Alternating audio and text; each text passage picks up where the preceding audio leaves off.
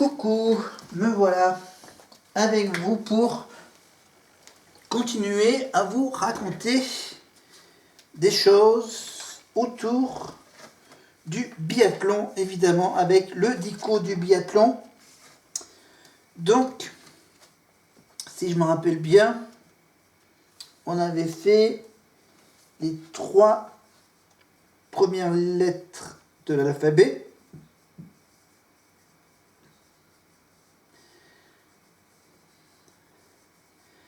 C'est ce que je vérifie tout de suite.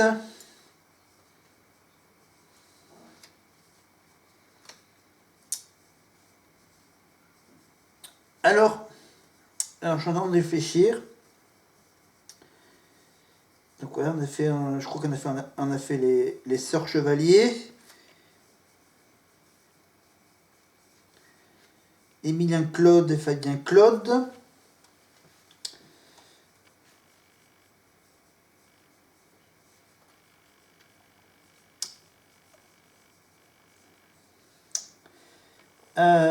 Alors en fait, comment on va faire On a fait les noms propres, on va faire les noms communs. Tiens, voilà, on va faire ça comme ça, on va faire les noms communs, parce que j'ai pas mal de choses à vous dire. Avec la lettre C. Je regarde si j'ai rien oublié avec la lettre A ou peut-être la lettre B. Voilà, alors B. Alors B, qu'est-ce que j'ai pas?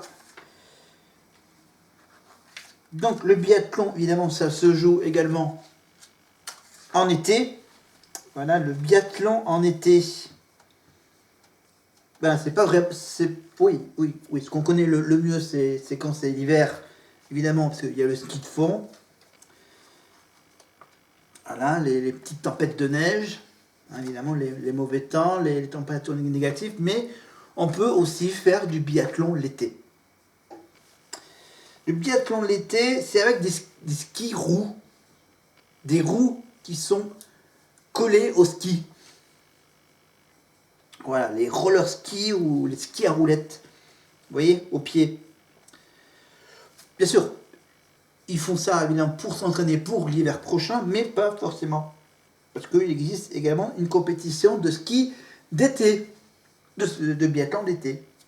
Voilà, le biathlon d'été, par exemple, il y a au mois de septembre-octobre, je crois, ou carrément au mois d'août, je crois, une compétition à Annecy, au bord du lac d'Annecy, bien évidemment, avec Martin Fourcade comme ambassadeur, évidemment, d'où le nom de la compétition, évidemment, le Nordic Festival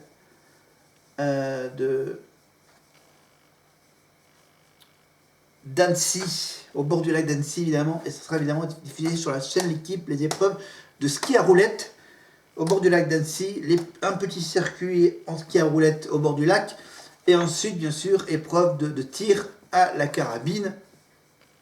La carabine, si je ne me trompe pas, c'est carabine en laser. Carabine laser, évidemment. Voilà, il tire un petit coup de laser sur la cible, évidemment, pour faire afficher si, bien sûr, il a bien visé la cible laser avec ce système. Voilà, les compétitions, les formats spectaculaires, donc urbains, fleurissent. Donc le Martin Fourcade Nordic Festival à Annecy, en Haute-Savoie.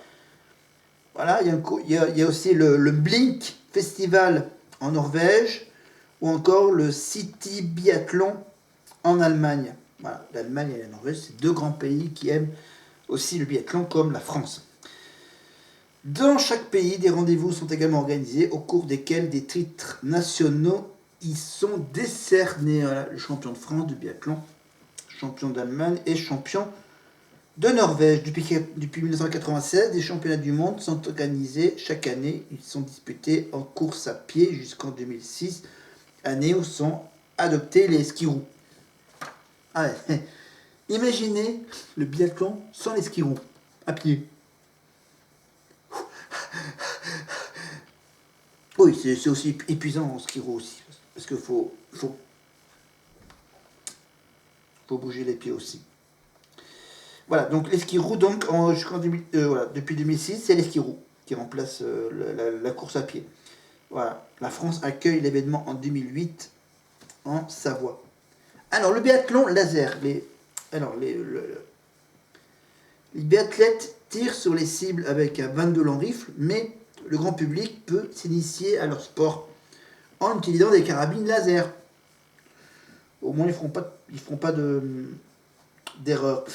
C'est une arme sans munitions qui permet par exemple de pratiquer le biathlon, running ou le ski de fond, hein, les skis les skis à roulettes, évidemment qui remplacent la course à pied. Les carabines laser sont toutefois utilisées en compétition puisque c'est avec ce matériel que certains athlètes paralympiques tirent à 10 mètres. Voilà. C'est sympa. Voilà, c'est sympa que les épreuves en paralympique, bien sûr, ne se jouent pas avec des vraies balles de carabine. Voilà pour le biathlon.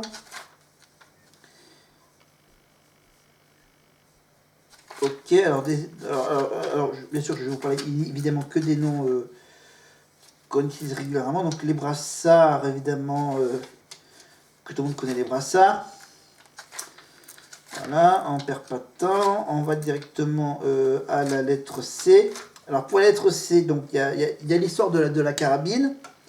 Je vous ai déjà parlé de la carabine ou pas?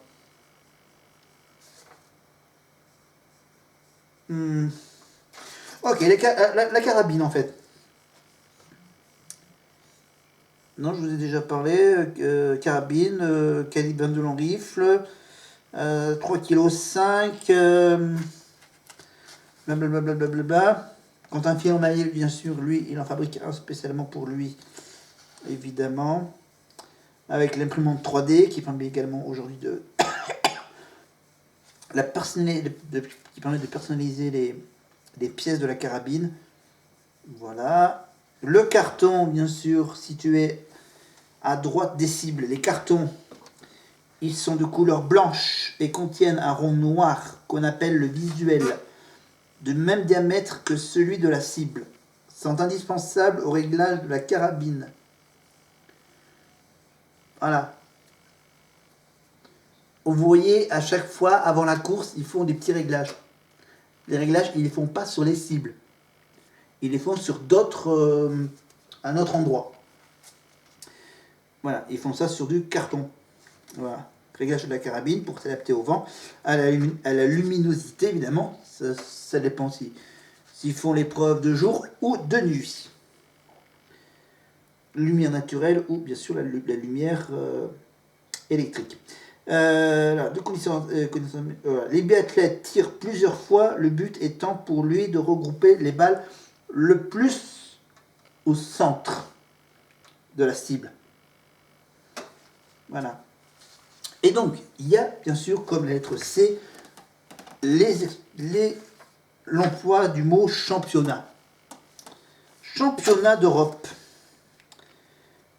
Les championnats d'Europe en 1994, par exemple, en Finlande, c'est bien sûr réservé aux athlètes de moins de 26 ans. La compétition est ensuite ouverte à toutes les catégories.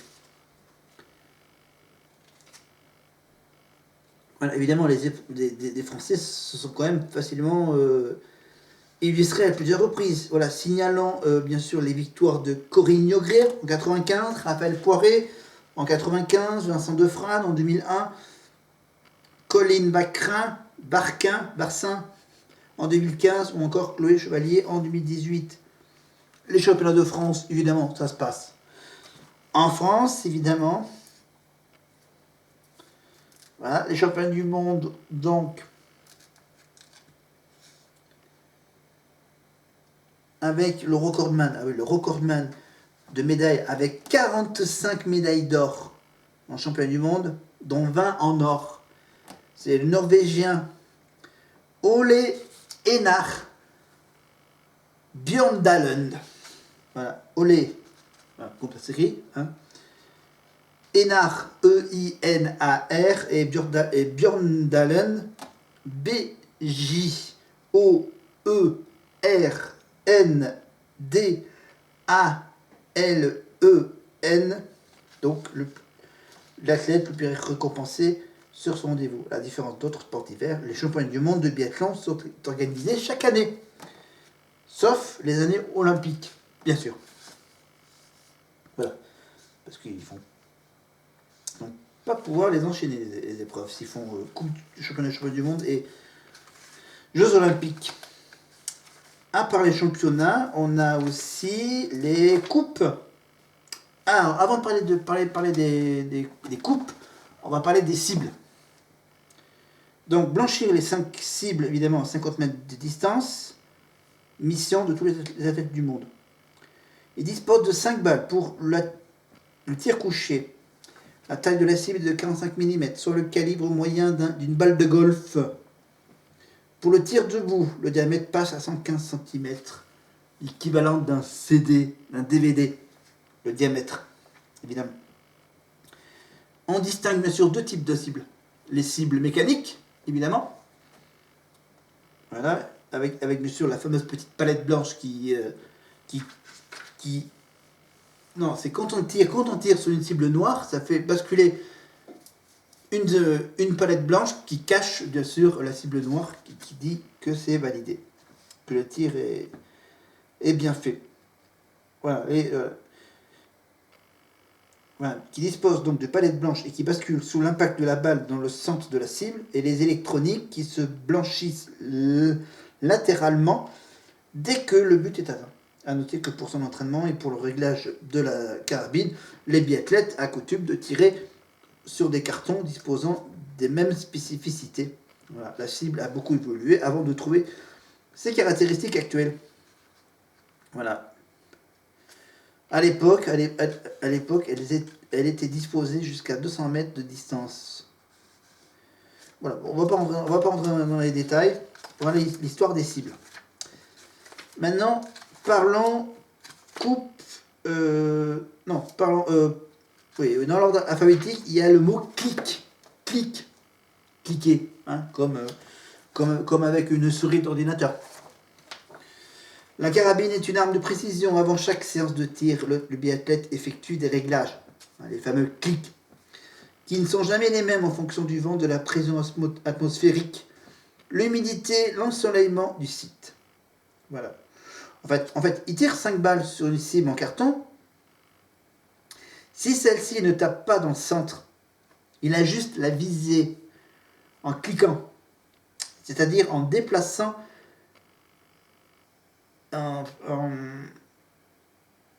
cliquer, ça veut dire régler avec une petite molette.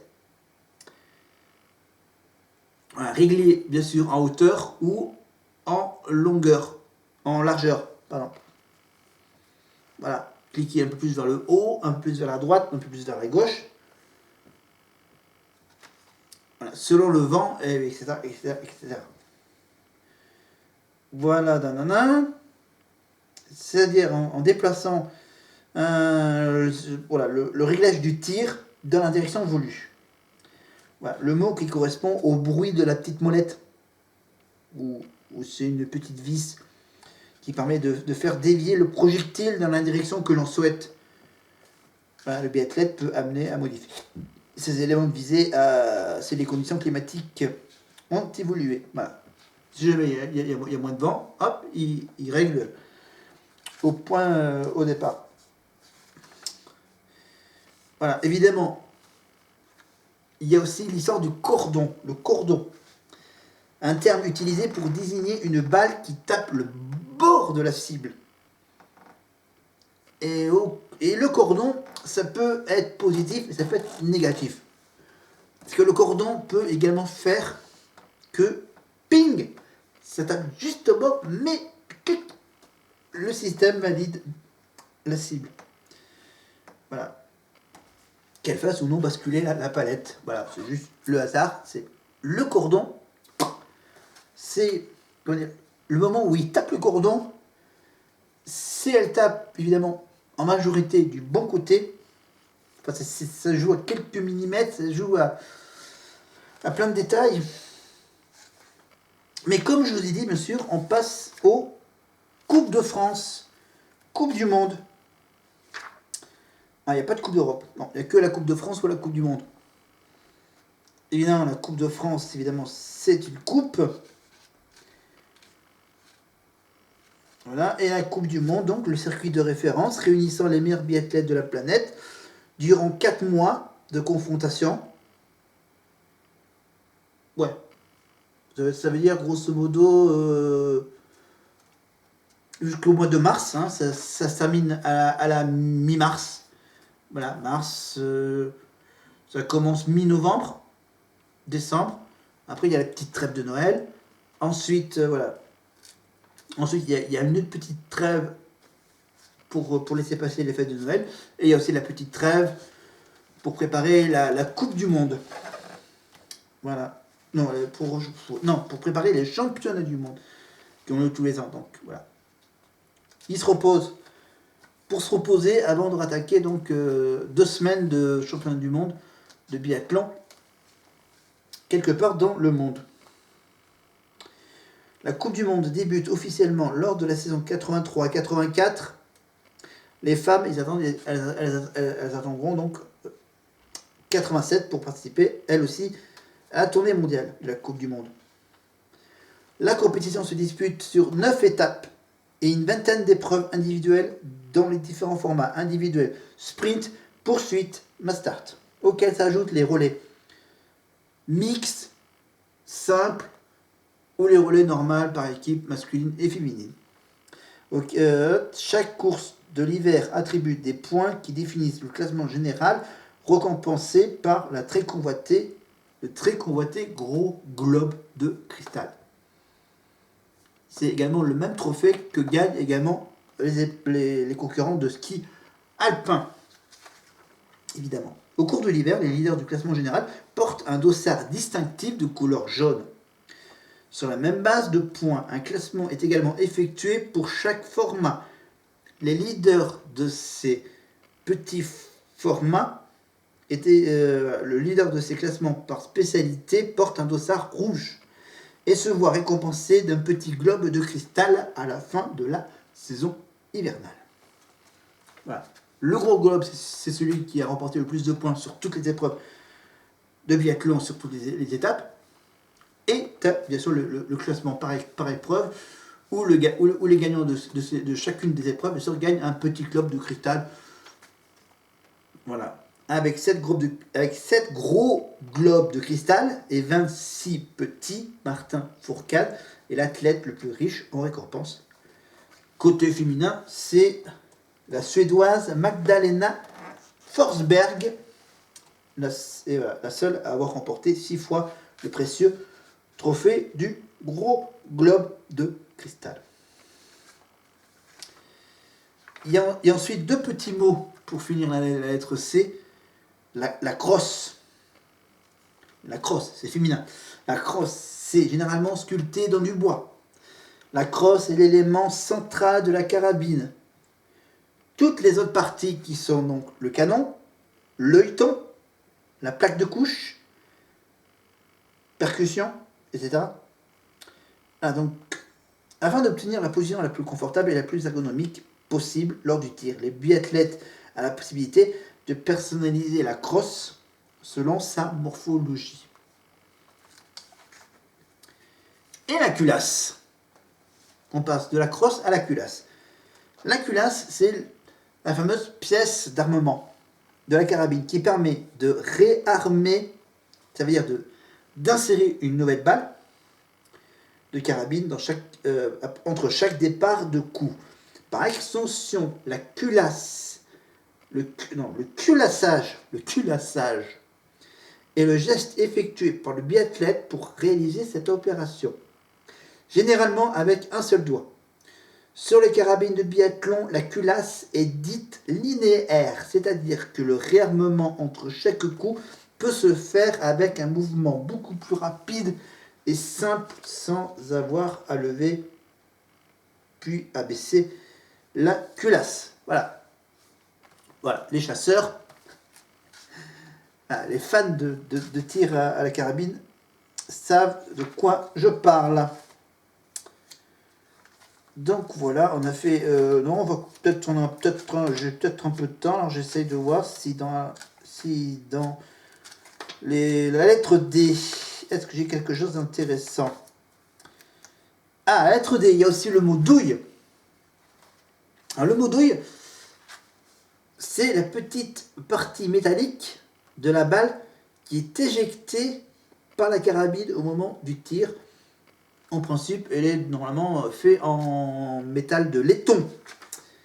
Voilà, voilà, la douille. Voilà.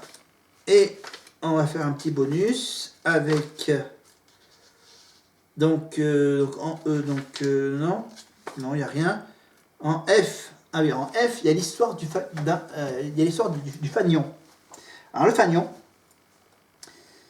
avant tout, mais surtout, pendant les courses de biathlon, les fanions sont scrutés par tous les acteurs d'un stade. Les biathlètes, bien sûr, mais aussi les coachs, le speaker, le public, les journalistes, les téléspectateurs. C'est que ces petites bandelettes, le plus souvent colorées en rouge, qui indiquent la direction et l'intensité du vent, elles sont disposées tous les 2 couloirs de tir, en commençant bien sûr par le couloir numéro 1 à la droite. Dans chacun d'entre eux, on trouve 2 fanions. L'un qui se trouve à 5 mètres du tapis, voilà, pour que le biathlète voie bien le fanion dans quelle direction va le vent, et à l'autre qui est un peu plus loin, à 20 mètres avant la cible, parce qu'il peut y avoir du vent devant le biathlète, mais pas du tout là-bas. Ou il peut y avoir pas de vent et beaucoup de vent là-bas au fond, aux cibles.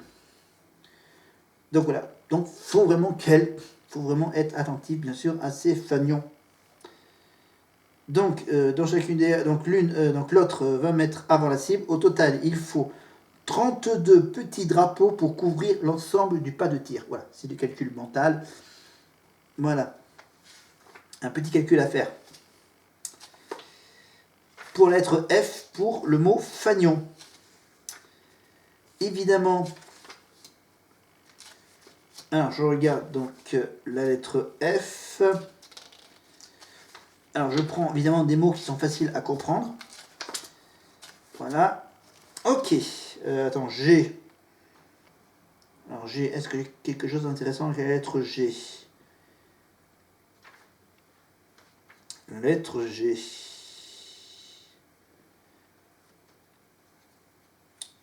Ouais, je me dis qu'on va aller jusqu'à vous donner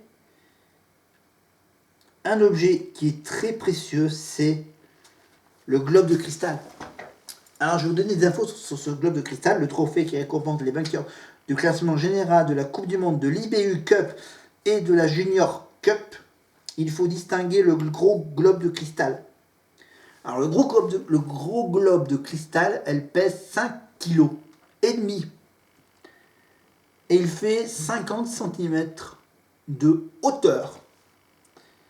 Voilà, c'est un bon petit trophée, hein, c'est un bon trophée, 5 kg et demi de cristal remis au vainqueur du classement général. Et les petits globes,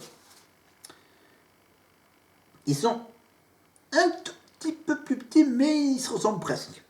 Il y a juste une différence de presque 1 kg de moins, enfin quelques grammes de moins, 4,8 kg et 46 cm seulement. Voilà, 4 cm de moins que le gros globe.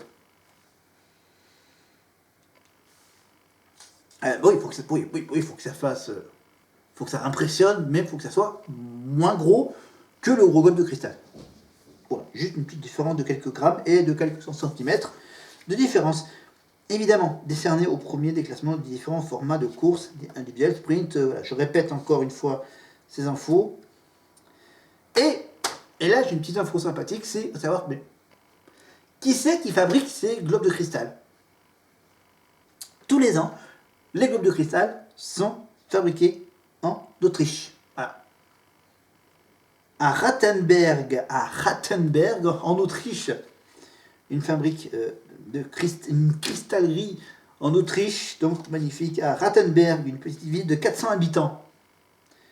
Voilà. Ils sont composés de sable, de quartz, de potasse et de calcaire. Ces ingrédients sont mélangés avec divers additifs et sont fondus à une température de 1300 degrés Celsius. C'est très chaud. Et puis bien sûr, ils sont quand même travaillés encore à 1200 degrés Celsius. C'est chaud.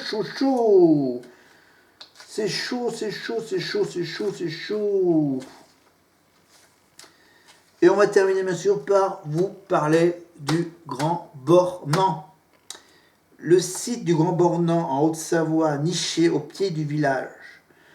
Dans les Aravis, le stade de biathlon.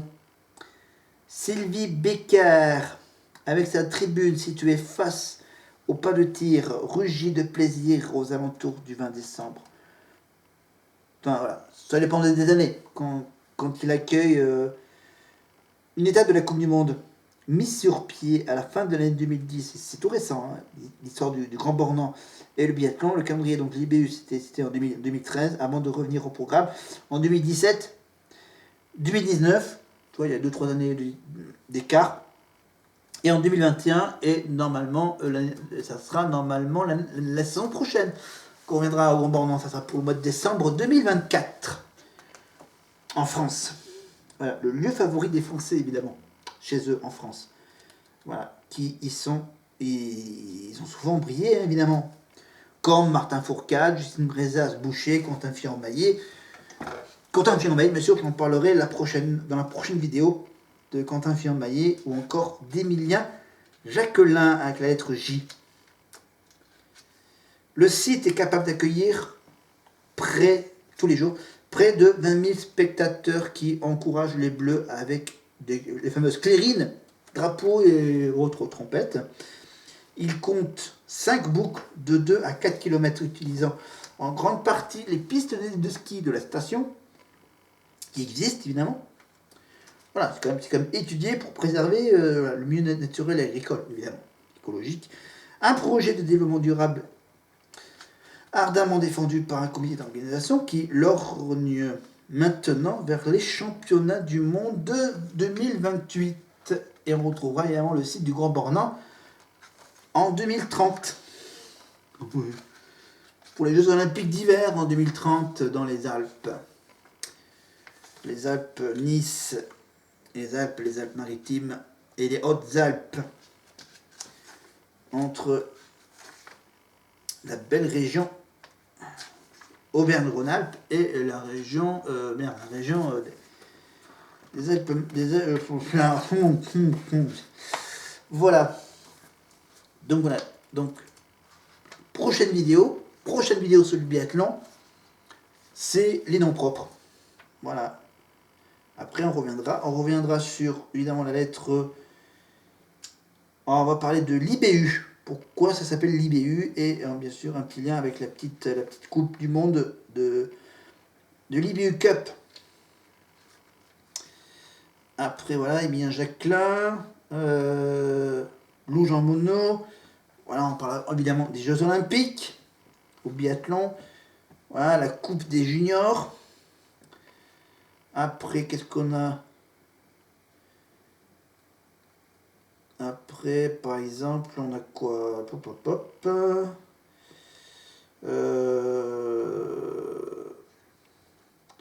La lettre L. Alors, la lettre L, non, j'ai rien de... Voilà, parce que j'ai pas beaucoup de temps, hein. Ça se finit seulement que dans 2 semaines, hein, le biathlon, dans moins de 2 semaines, donc faut... Du coup, oui, on parlera un peu de Méribel, bien sûr. En fait, je regarde si j'ai encore beaucoup de trucs à dire. Alors, des trucs à dire. On parlera de l'Italie avec Nové Miesto.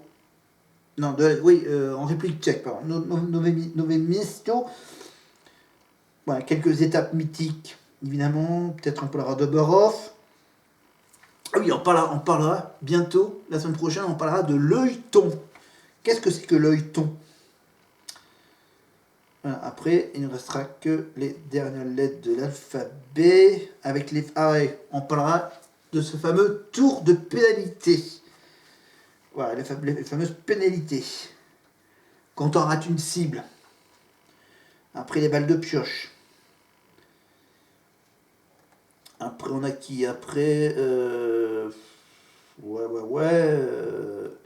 Si j'ai le temps, on parlera évidemment de l'épreuve de la poursuite. On parlera des relais, bien sûr, relais mixtes simples, évidemment. L'épreuve donc du relais. Et le sprint, évidemment. Voilà, où est-ce qu'il y a le mot sprint? Le mot sprint. Julia Simon, hein, avec la lettre S, évidemment. Julia Simon, donc la biathlète française. Oui, on reviendra évidemment sur Sochi. Évidemment, les Jeux Olympiques à Sochi. Donc voilà, le sprint. Et les épreuves en été, les épreuves avec les skis à roulettes. Après, il nous restera à parler des fameux tapis. Les tapis pour s'allonger sur les tirs couchés et les tirs debout. Voilà, tir caché tout debout, tir debout. Donc comme par hasard, je trouve les bons trucs. Alors, qu'est-ce qu'on a en V? En V, W, X, Y, Z. Après, on verra. Peut-être qu'à la fin de l'année, on parlera des biathlètes étrangères. Voilà. Pour la fin de l'année, donc, quand ça recommencera, dès que le biathlon recommencera, on parlera. On va plutôt parler évidemment des sites à l'étranger et des biathlètes étrangères. Comme là, je me consacre uniquement aux Français, aux mots français, aux lieux français, à des endroits français. Il y a tout le vocabulaire français qu'on connaît du biathlon. Voilà. Ça c'est dit, ça c'est fait. Alors, qu'est-ce que j'ai encore à vous montrer pour conclure, parce que j'ai encore un tout petit peu de temps. Eh ben, il faut que... Alors, du coup, où est-ce que je l'ai mis? Je l'ai mis peut-être dans le coin. Alors, où est-ce que je l'ai posé? J'en avais un qui était sans fil. Et je l'ai posé où? Attendez, j'arrive. Hop, 2-3 petites minutes. Oh, c'est pas grave, on va revenir devant la caméra. Attends, je l'ai pas posé par là. Est-ce que je l'ai pas posé par là? Il y a celui-là que tout le monde connaît. Et où est-ce que j'ai mis l'autre? Alors l'autre, mon autre petit. Est-ce que je l'ai mis par ici? Ou sinon, on va peut-être vous montrer deux objets. Ok, on reviendra donc à celui que j'avais prévu pour la prochaine fois. Mais j'ai ça à vous parler. Regardez. Voilà.